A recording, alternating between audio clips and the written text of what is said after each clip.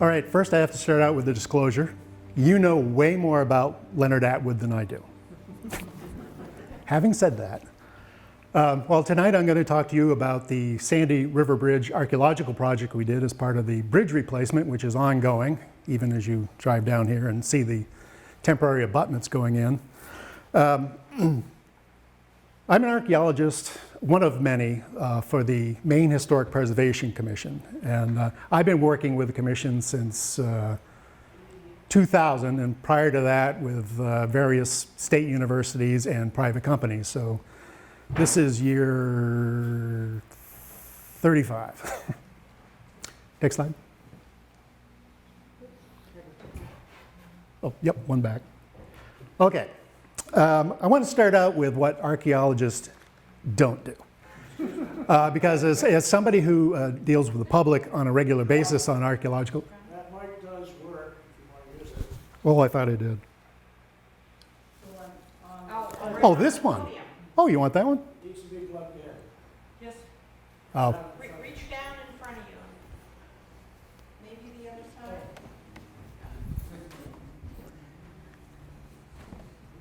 This is why I went into archaeology and not computer science. I'm going to run into a quad. And now on the other side. Well, I'm in a hard time seeing. It's not that. It's not there. Is this one? And if it doesn't come on, then we need to turn on the power over there. All right, we're on. All right, now we got two mics. Okay, anyway, as I was saying, as an archaeologist who works with the public on a fair amount, particularly on the side of the road and people stop by, among the things that I have to tell them, well, first of all, is that everything you learned about archaeology from George Lucas and Indiana Jones is false. We don't look for the lost Ark of the Covenant, as much as that would be cool, or dig for dinosaurs, because that's paleontologists, and we don't dig for treasure. Well, we like to think we do. Next slide. But what we do is all of this stuff, as Steve can tell you. Part of the job of an archaeologist is to be able to read a landscape where the archaeological sites are going to be located, be able to predict where the sites will be, examine soils and stratigraphy, and by stratigraphy I mean the different levels of stuff, to figure out how sites formed and were altered over time. We systematically collect and analyze artifacts, well, as best as we can, and as well as food, bone, charred botanical remains, charcoal, seeds, and the like, to make informed inferences about how people made a living in the past. And we study a multitude, this is my favorite part actually, studying a multitude of historic documents, including maps, letters, manuscripts, and archaeological reports, and talking to people, which is one of the great sources of information. Next. The Maine Historic Preservation Commission is a state agency that was created in 1971, and it's to meet federal directives, primarily in terms of the Department of Interior, but specifically to meet the requirements under the National Historic Preservation Act of 1966 as amended. And because we do most of our work for the Maine Department of Transportation, most of the archaeology we do is actually triggered by the State Highway Aid Act of 1968. But among the things that the commission does besides run around and dig holes is we have people who review various development applications from all over the state, and also the guy I work for and a colleague also review archaeological reports that come into the office. There's generally 4 stages of an archaeological examination in the state, well, federal for cultural resource management. Phase 0, which is what our office often does, is to look at a project from a map and whatever and decide whether or not there's a chance there's going to be archaeological sites. And you can look at maps, you can determine from previous survey work whether or not there are sites, and so forth. That has often triggered a phase 1 archaeological survey, which is the first thing that we did at Farmington Falls, which consisted of a walkover survey of the entire project area, digging shovel test pits and looking for archaeological sites. And I'll just tell you, we did quite well. A phase 2 test, which is, we've done 2 years of that, and that's basically the end of the bridge project. But we do additional excavation to determine whether or not an archaeological site we find is eligible for inclusion on the National Register of Historic Places or not. And phase 3, which we didn't get to this year because we did enough work on phase 2 to where it wasn't necessary, would be a full-blown excavation where you try to remove as much of a site as going to be disturbed as possible. And there's usually extenuating circumstances over the size of the site that you're going to excavate. Next. As I say, we work closely with the Maine Department of Transportation, primarily with their environmental division. And one of the things that DOT is responsible for, their environmental, is not only do they have to worry about the National Register of Historic Places and that kind of thing, whether or not their work is going to destroy archaeological sites, but they're also concerned with fish biology and any other kind of thing that could be disturbed. Architecture is another one that could be disturbed by one of their construction projects.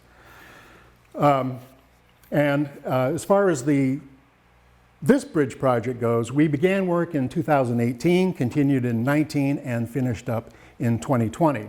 And I was hoping, as I was looking at the abutment going in, and said, another round would be great too, but we're done. Next. So anyway, the result of the 2018 work, not only did we of course find the Franklin Mill, but also several other archaeological sites, including 2 that are prehistoric Native American, one being close to 6,000 years old, and the other about 2,800 years old, down to about 500 years old. We also found evidence of Amasakanti village, which was real cool. It was a Native American village with connections to the French during King William's War.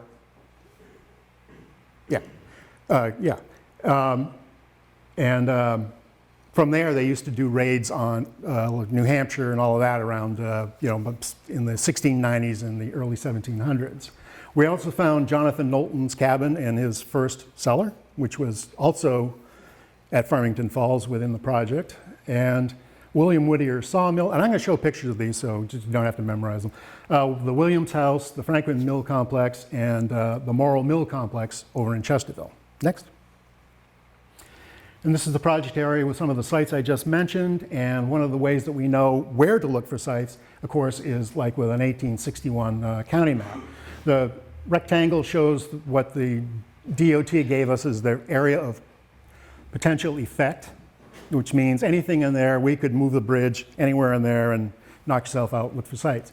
So we used that map quite well, and we did find quite a few archaeological sites. This is the Morrill Mill Complex on Anstis's property. This is the Franklin Mill Complex. It actually goes all the way down here. William Whittier's Mill. This is a big prehistoric site, 52.1. 52.6, which I didn't put on the map, is over here. Whittier's sawmill here. And this is Knowlton's cabin. And then the remains of the Williams house are underneath the Nazarene Church parsonage and right over here where the L once stood. Next. And, oh, that didn't come out too well. This is we did a significant amount of mapping as part of this project. For one thing, you need to know where all your features are, all the building locations relative to each other. So spent a fair amount of time out there with a total station transit mapping the entire project area. And these just show where some of the buildings are in relation to each other. This is the Morrill Mill Complex. There were 3 structures down here at one time. The upper sawmill, which I'll talk about briefly. This is the Franklin Mill that stood right here. It began as a grist mill. The Williams House L, this is a whole bunch of really cool stuff going on here. There's like 4 sites packed in an area about smaller than the size of the room. Whittier Sawmill and the like. Next.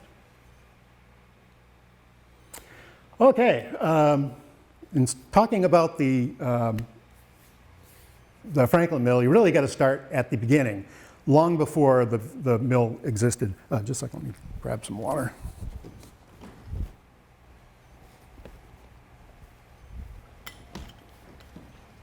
Okay, go ahead. Next. That's right. Probably the first sawmill built in Farmington Falls was Francis Tuft's around 1788. Nobody really knows where that was located, except it's probably on the upstream side of the current bridge. We do know that right around 1800, Jonathan Knowlton, who purchased the privilege from Tufts, probably erected this sawmill around 1800. And he also might have started construction on the grist mill that stood over here. But in any case, the upper sawmill was destroyed by a big flood in 1820 and never rebuilt. And as a matter of fact, in the 1830s, when the mill dam that used to cross the river was connected to the Chesterville shoreline in the 1830s, this was inundated and nobody saw it until the dam was gone. Next.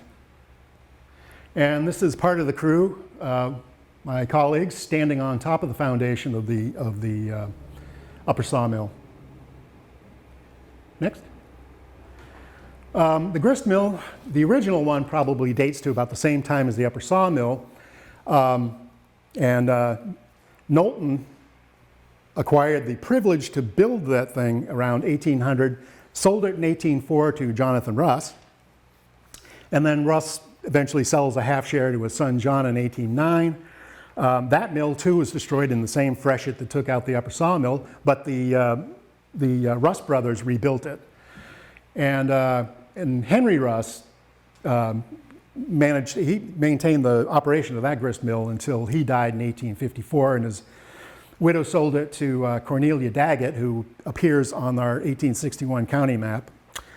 And that mill was also destroyed in a big fire around 1860, between 61 and 65. This is the foundations of, this is the south wall of the grist mill, which still exists. No, I don't think it exists anymore. Not anymore. And this is what it looked like in its heyday. And that photo was taken somewhere around 1918 because there's a fair number of modifications done to the foundations, including concrete. So that dates to probably the beginning of the Farmington Falls Electric Company. Next. The Franklin Mill. So in 1871, Farmington's very own Leonard Atwood acquired half the grist mill privilege from cabinet makers Benjamin and Charles Watson of Farmington Falls, who actually lived right over there.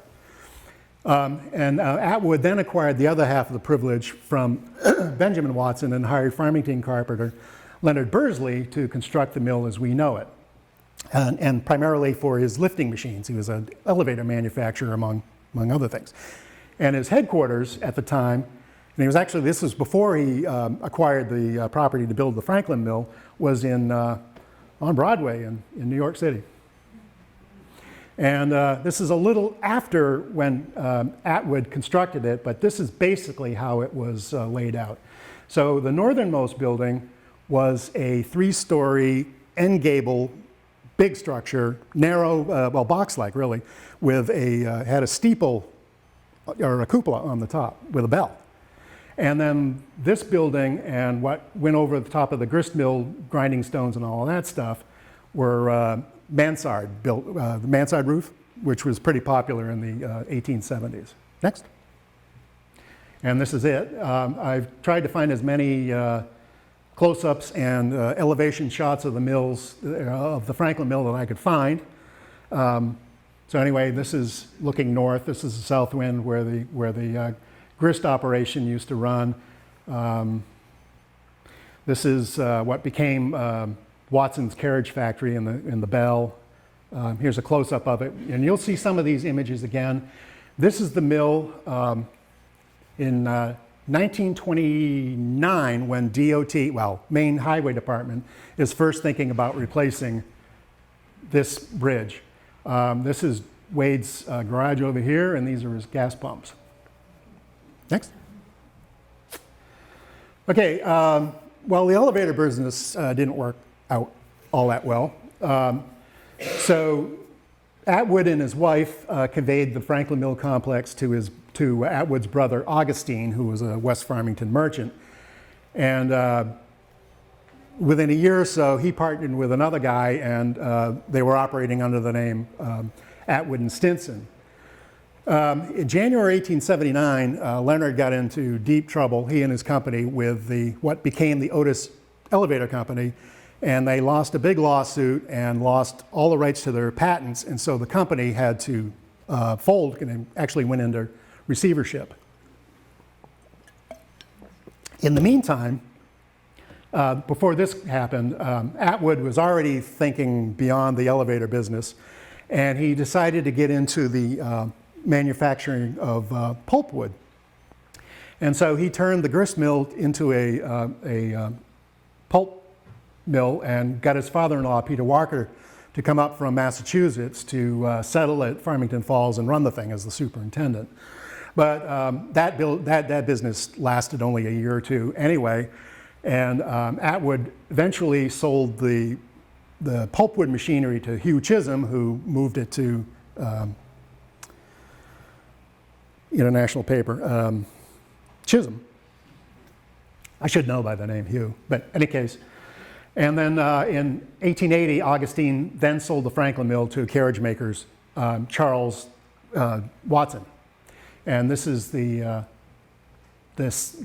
actually found this in a paper. It's the auction where all the hoisting equipment had to be sold. Next. Okay. When Charles Watson took over the operation of the Franklin Mill, he converted the north building, the 3-story with a cupola, into his primary carriage factory production area. And the central building was converted to a box shop because he had rented the south building where the grist mill was to J.W. Baker, who installed a run of stones to grind, 2,000 bushels of corn a year, and the machinery to produce some 200 tons of Excelsior, or packing material made out of wood shavings, which he then stacked in all the boxes he made in his box shop, and then sold all that stuff in the Boston market. Next. Oh, back up just one second. Next one up. There we go. Probably one of his carriages.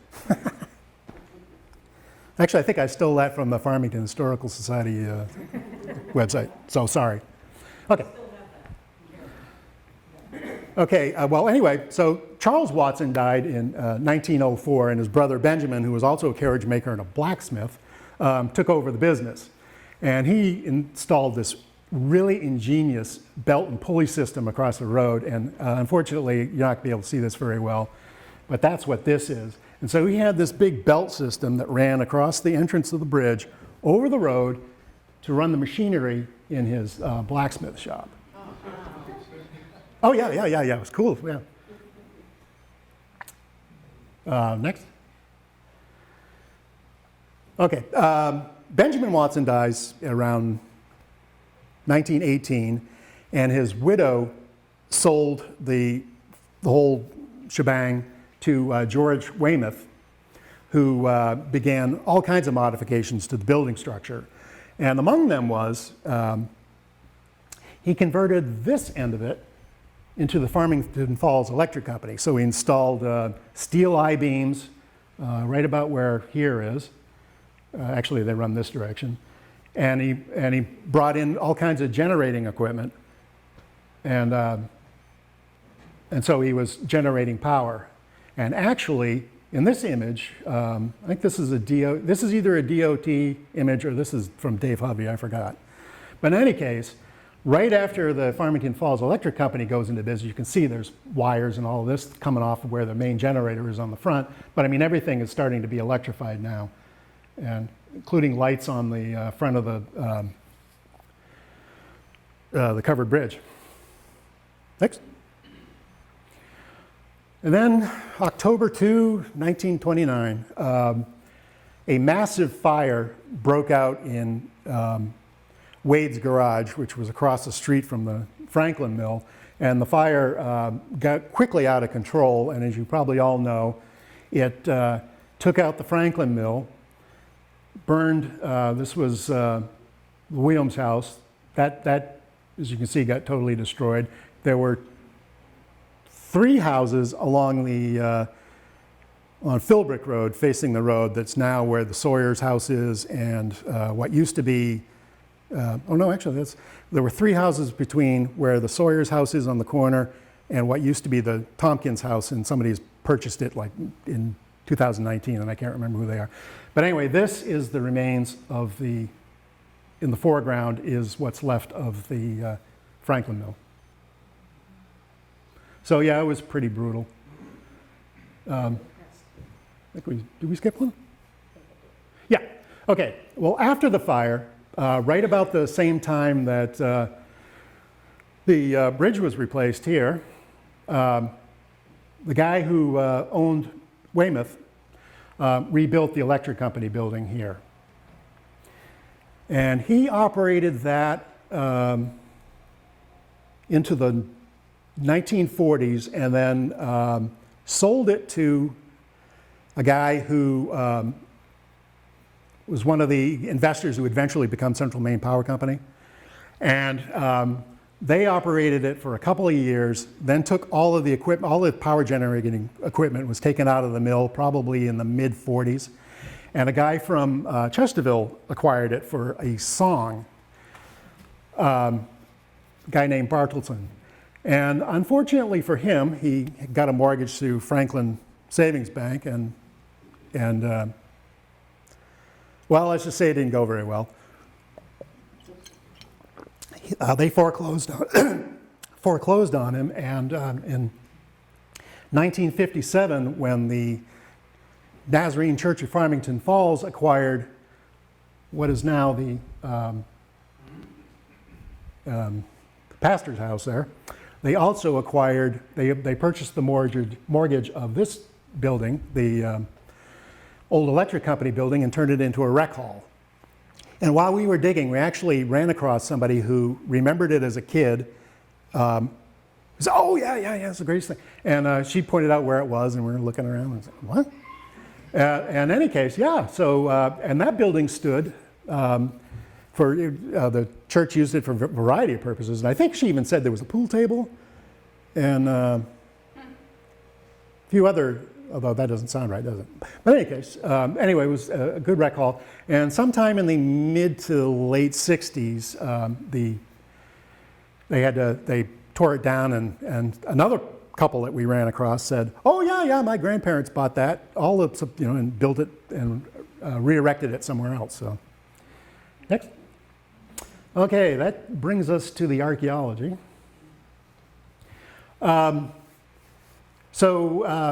of the thing we did in the initial walkover survey was to try to identify as many features of, the various mills in the area. And so, what we're looking at here is this is the west foundation wall of where the center mansard structure stood. And as you can see by this pretty good sized drain tile in the basement here, that it was subject to flooding all the time, and they had to have water in the cellars drain frequently. It was less of an issue in the south half because actually there was a canal under there, and it was meant to pass water back for, didn't run into, actually the foundations under the north end of the building were totally buried sometime in the 70s or 80s by the fire department, and just covered with sand. So there's no way to find that unless you know what you look for. This is where the electric company power generating machinery once stood. This is what Weymouth installed I-beams. This one got cut off, but in any case, this is where the power generating stood. Next. I should say that archaeology is a process, and by that I mean, we get the go-ahead to go out and dig, but at the same time, our crew isn't big enough to where you can have somebody dig and somebody do documentary work all the time. So we were, so this was in 2018, and we were actually testing this area to see if we could find anything intact beneath the sand. And this was, of course, without ever knowing that a big factory stood here, because it's not on the 1861 map. And so anyway, we're digging away, and we get down. This is probably, and it's the test pit was right here.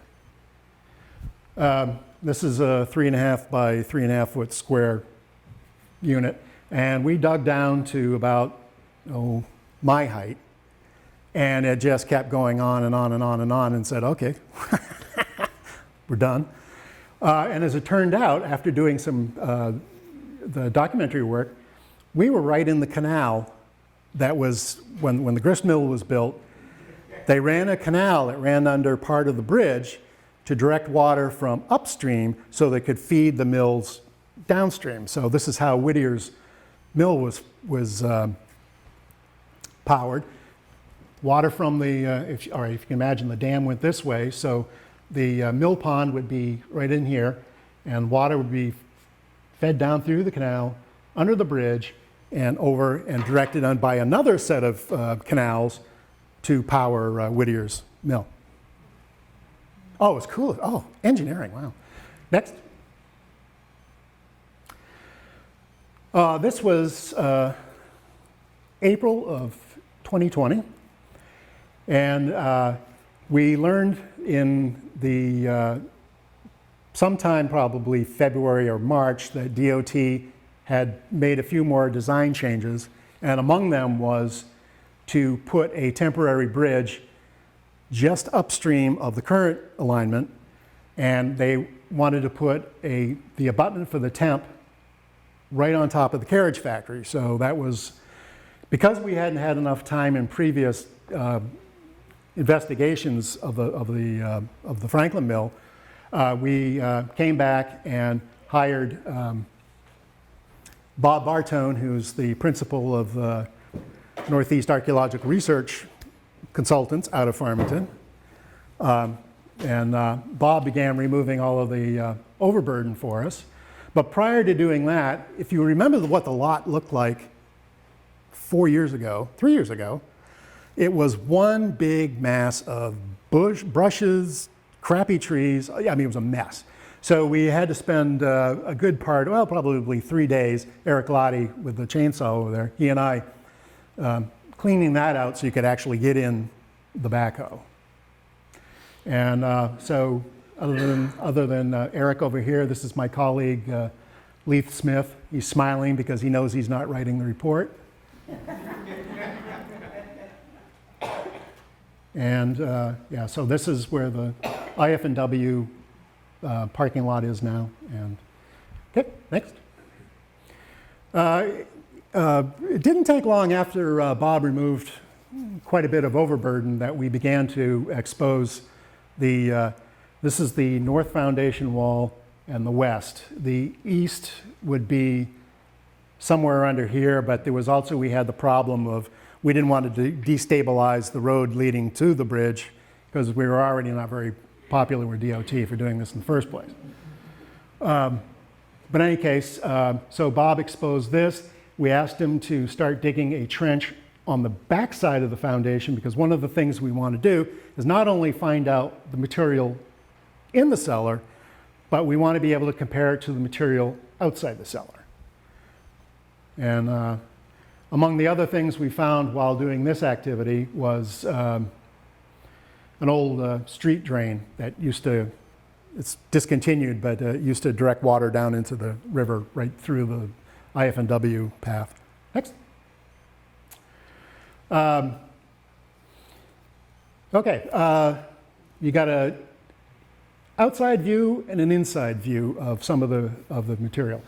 This is on the exterior west wall, and there's actually a unit that I dug, and I probably got down maybe, well, we shoveled off a little bit of the overburden fill that was dumped in the 60s, and then immediately right under here, all of this really black, grimy, nasty stuff that is about maybe this deep along the whole, all those walls, is the 1929 burn layer. So when the building was consumed in fire, you know, stuff collapsed into the building and stuff collapsed where the mill pond is, and it all settled out. The cool thing is, since we know that's a great time marker, everything under it's got to be older. So among the things that we found are, this is one of the iron tires of one of the carriages that the Watson brothers built. And we found lots of paint cans, and which by the way is nasty. It's kind of a little bit of a biohazard, you might say.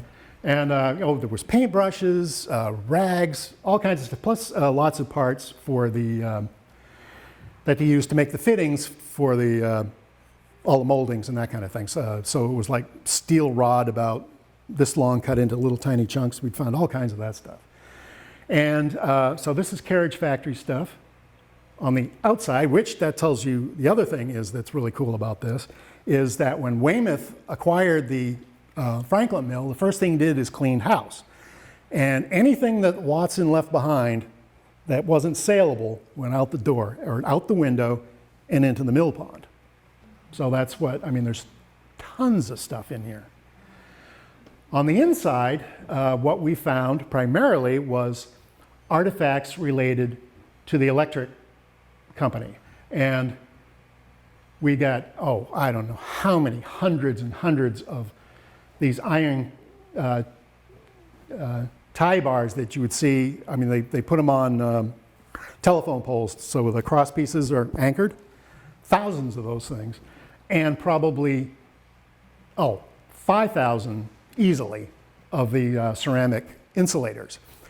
And these all came from about the same place in the north center of the foundation. And so what we figured was that somewhere, probably on the first floor, Weymouth used it as a storage for all his supplies when he was out running, you know, when he needed to replace telephone poles and run electric wire and all that. And when that caught on fire and whatever he had it contained in, boom, right down into the basement. And that stuff is also, I mean, just absolutely covered with burn debris.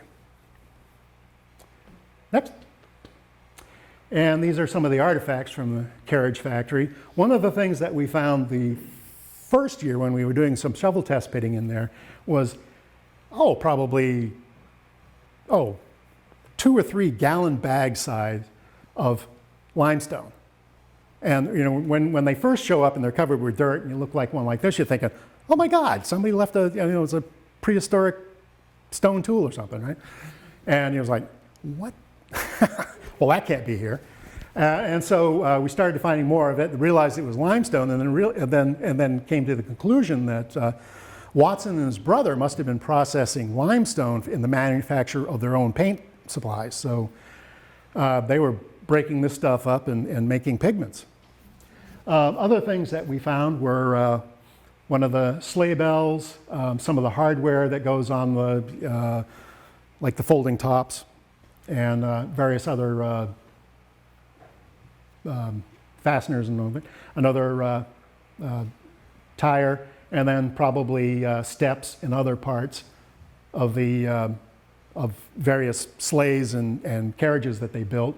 And then the biggest and heaviest, and thank God we left it behind, was this is about a 50 or 60 pound pulley, it's iron pulley about that big, and it's half of, there would be another half to that thing, and those had the drive belts on, so to transfer power from the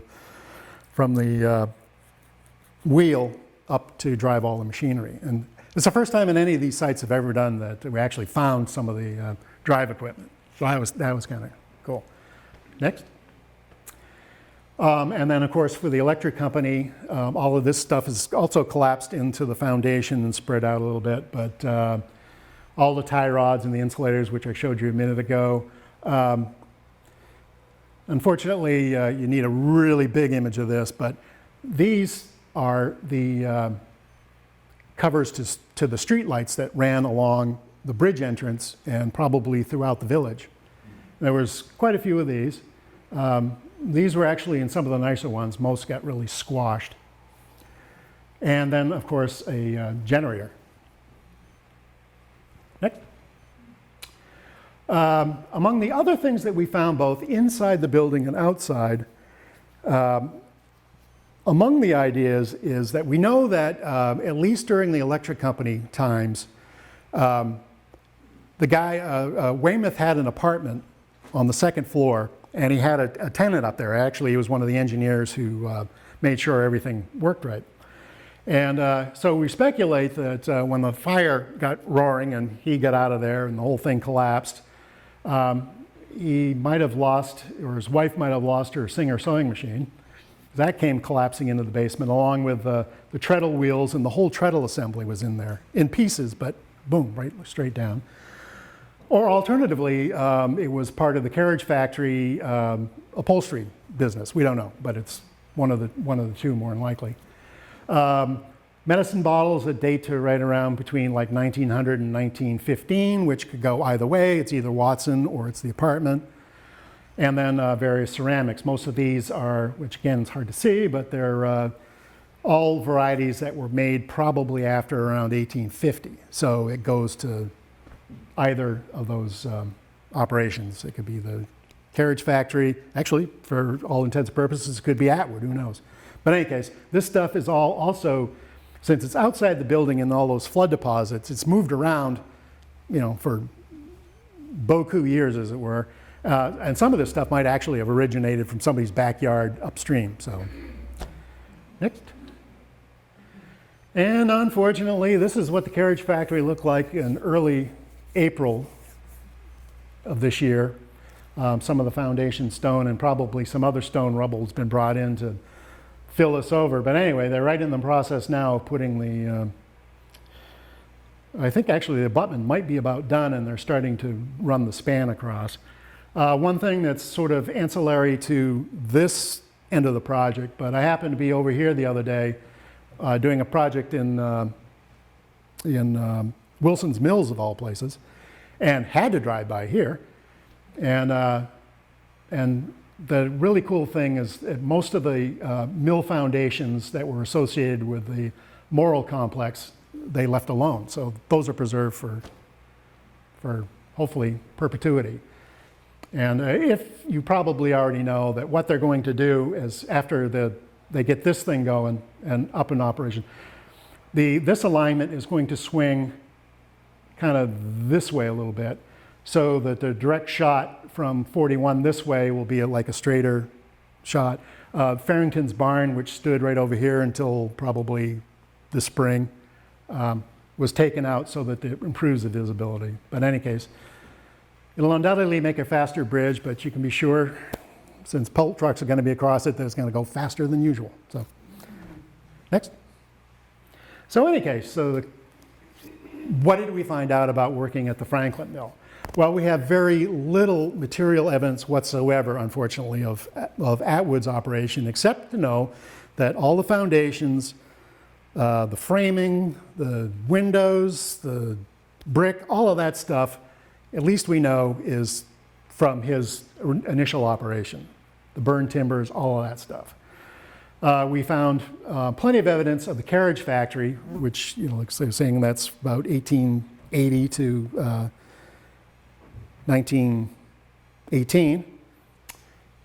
Tons of that evidence of that that's both in the mill pond and in the foundation itself. Above that is the material from the electric company, all those insulators and tie rods, generators, and all that good stuff. And there's a distinct burn layer that covers all of that material. And as it turns out, while the Franklin Mill complex is not eligible for the National Register, but there are good outcomes from our work, and among the things are the substantial amount of documentation that we were able to amass, which can be disseminated in like settings like this, but tons of documentary work I did.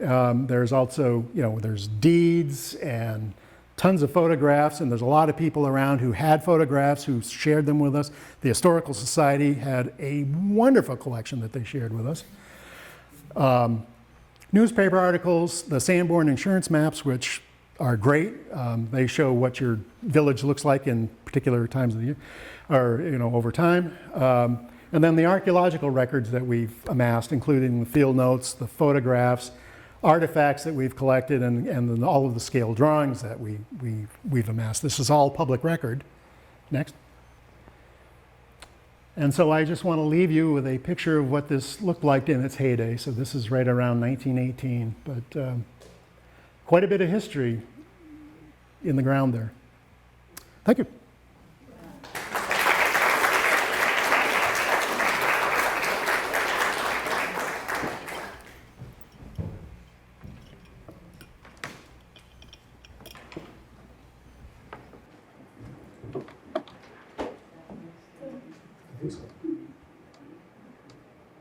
Dave's going to turn the lights on.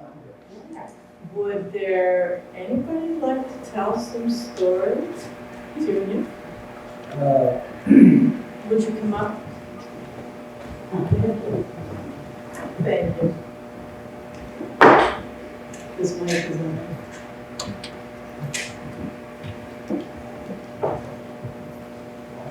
I don't know if many of you know it, but Louis Senior is somewhat in, or was in possession of Grist Mill, which was the mill that crossed the bridge. Across the bridge. Okay. Interesting, her father, which was Joe Nichols, who lived in New Sharon. He went to the mill back in the 40s and 50s and filmed it.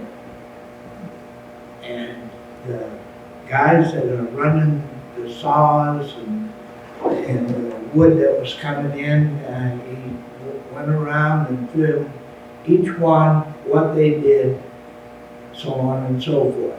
And I thought it was very interesting to watch. When Joe died, he turned the film over to Lois, and she has since turned it over to New Sharon Historical Society, I believe. And I spoke to Lois a few years, probably 25 years ago, and asked her if she would show that film and other films that she had, that Joe had taken on the old 8mm, roll, reel to reel. And she said yes. So I invited her and advertised it, and many people came to the fire station in the fall and saw their father, their grandfather, whoever, and she knew them all. She knew them all. She's 90 some odd years old. Hey, she lives at the Pierce house. And it was interesting to get the story on the mill and the people who operated it and who owned it. And at this time, I believe New Sharon Historical Society has those films, because there are other films related to farmers and how they grew their crops, and he went right to them and filmed them doing that, and guys working in the woods, he filmed it. Got a lot of film, a lot of treasures. I just thought I'd mention it. Thank you. Thank you. Don't find those. No, I think we've got somebody who works with us once in a while that's working with Lucian history items. So. Anybody else got memories? Or questions, maybe? Oh, questions. I was wondering if you find that most of the time that you're working, it's pretty boring. You just work and work and work and don't find things. John, you This is how we weed out good volunteers from not good, no.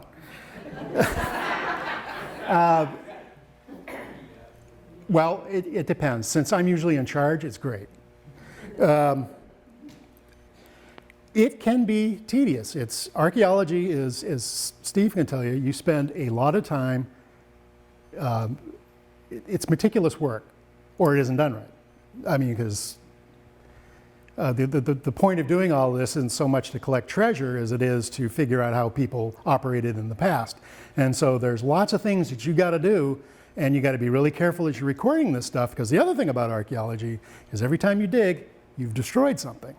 So the recording has to be precise, all of that stuff, or you don't gain as much information as you can. Now, doing that, if you're not really engaged in that kind of work, would bore you to tears. If you're sitting there at a screen, somebody's, say you're screening for artifacts for somebody and all you're finding is window glass and nails, you probably are glad you became an accountant. But there are days when it's pretty god awful, and then days like this project, I think virtually every day was like, oh my God, I am so glad I do this. Yeah. You mentioned that you had to dig down, or the machine dug down. How far down did you have to go before you began to see this foundation? Oh, I think that was at least 3.5 or 4 feet. And that's the thing, we rent the machine for a day to do this stuff, but I'll bet you Bob saved us 3 weeks and umpteen thousands and thousands of dollars of hand labor time if we had to dig that out by hand. So backhoes are great for coarse stuff until you get down to where you need to be. So. Did you have to be careful as you were going there? Oh yeah. Leith, one of my colleagues in one of those pictures, and I, mostly Leith, because I was setting up, while they were digging this out, I was actually working on the east lawn of the parsonage building. We had uncovered the L to the original Williams house, and so we were trying to figure out if that actually dated to 1814 and probably the first or second store that was ever built in Farmington Falls. It would have been the Rust Brothers. We didn't find that. But in any case, so Leith was monitoring Bob there, and then when he was done with that hole, cleaning that out, he went back to the front lawn of the parsonage and on Janice Blake's property and dug a huge excavation area. And again, monitoring carefully, because once you start seeing bits of brick or whatever, it's like, okay, stop, and we'll clean up the rest of it. But I think tens of thousands of hours of time are saved when you do that. It's a great way to move. You talked about water rights. I'm not using different terms, but Oh. the dam there. Mhm. And the dam's there to bring the water back so that the water can flow and run water wheels. And it sounds like people own those rights. Mhm. And is that the owner of the dam?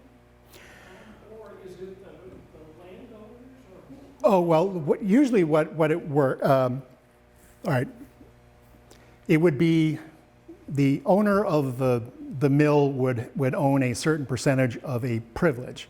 Well, the privilege is actually the ability to build a mill on this property that you own. Mills are expensive, and so almost all of them have umpteen hundred partners.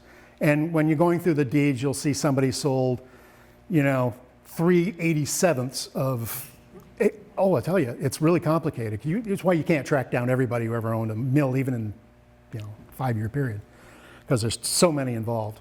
And they also split up their shares, so somebody might own what virtually comes out to like a half of the whole privilege. And anyway, so they share the rights. But the way it works is it's written into all of these deeds, particularly if you've got 3 or 4 mills in a row on the river, is that you do have to share. You can't stop the flowage from your mill so that the next guy doesn't get any. That's usually written in. You will allow, or you can operate it at this during the season or whatever. But yeah, it's heavily regulated, even in the 18th and 19th century. So it's related to the shoreline, really, is that right, where mills are? Yeah, well, yeah, I mean, it's for, And because the water's we have cereal. yeah.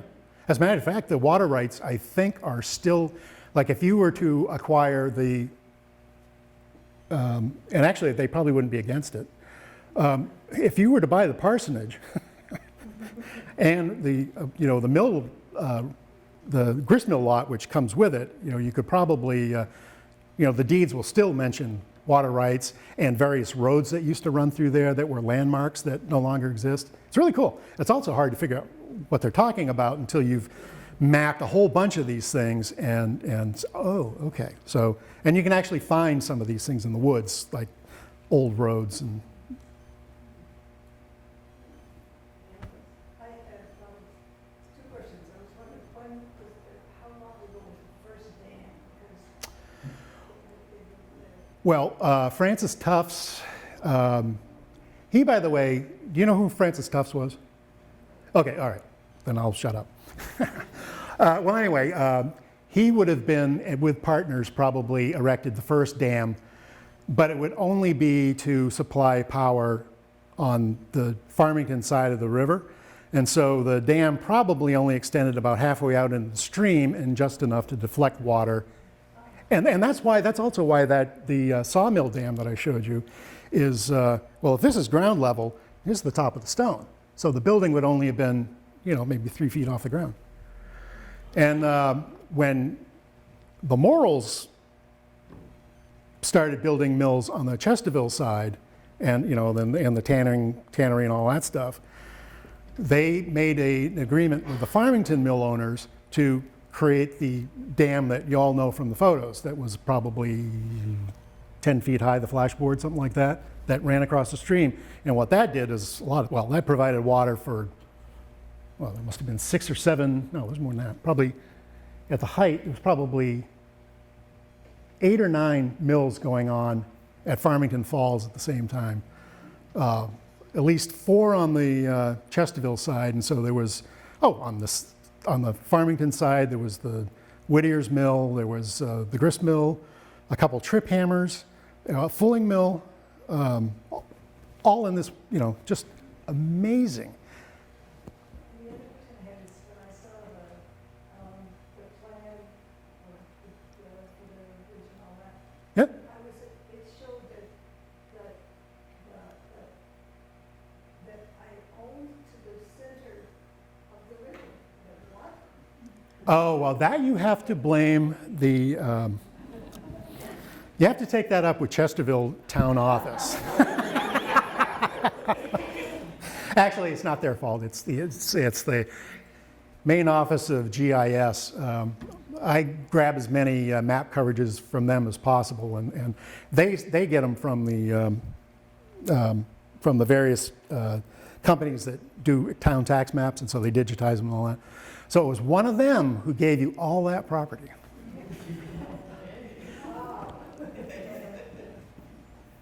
Yeah. Were the Indian artifacts part of another project that were found and where was Oh no, it's all part of the same. you found those? Oh yeah. That's another program. That's another program because then there's Amasakani and we found stuff on the front lawn of the parsonage and over towards Janice Blake's yard where there was I don't know if you know the tools, but there was a stone woodworking tool, half-channel gouge, which would probably date somewhere around 4.5, 6,000 years old. But we don't find too much of that. Most of the artifacts in the Native American component, the prehistoric stuff, dates from about, probably, well, most of this stuff is dentate, so it's probably 2,100 to maybe 1,500 years ago. And then there's Amasakanti. We got a ton of stuff out of, from that. And it was a very busy summer working, 2 summers working at the parsonage. Drive by it, but Oh, yeah. would those artifacts be on display somewhere as well?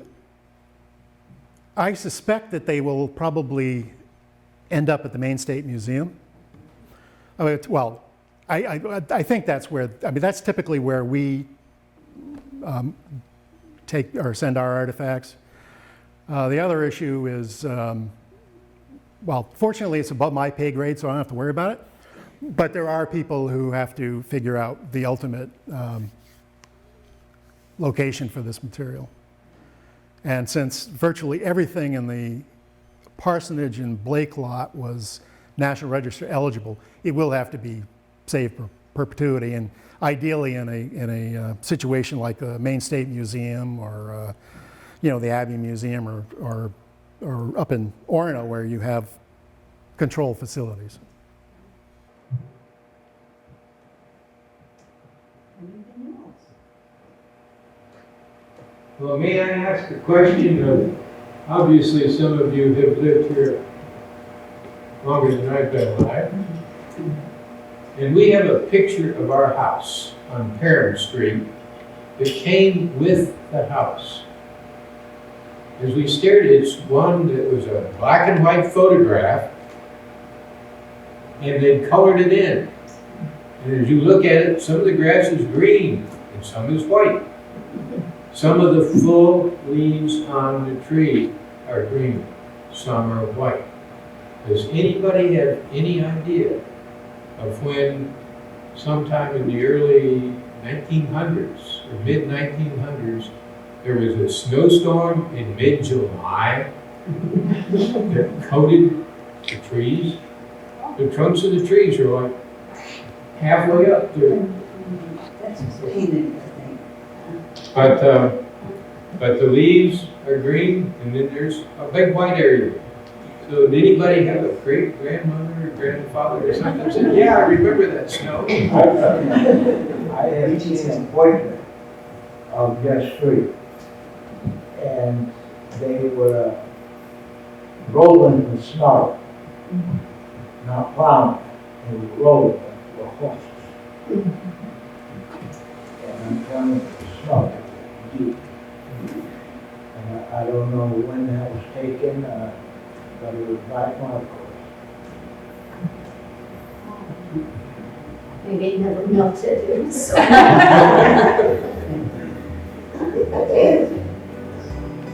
Any other questions? Thank you so much. Sure, my pleasure.